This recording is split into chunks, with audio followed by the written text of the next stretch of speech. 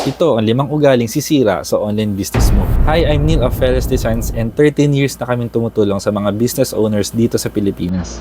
Unang-una, takot gumasto sa ad. Kung kuripot ka sa ad budget, paano makikilala ang negosyo mo? No marketing, no growth. Ligwak agad. Pangalawa, hindi marunong mag-adjust sa pagbabago. Sa digital world ngayon, parang express lane sa NLEX. Kung stuck ka pa rin sa mga old practices, baka mawala ang business mo. Kailangan makasabay ka sa trends para magtagumpay ka. Pangatlo, poor customer service. Sa online, importante ang first impression. Kung sablay ang customer service, lagot ka. Mawawalan ka na ng customers. And worst, kakalat pa ang mga bad reviews. Pang-apat, weak ang branding. Kung hindi klaro ang branding mo, malabo maalala o pagkatiwalaan niya ng customers.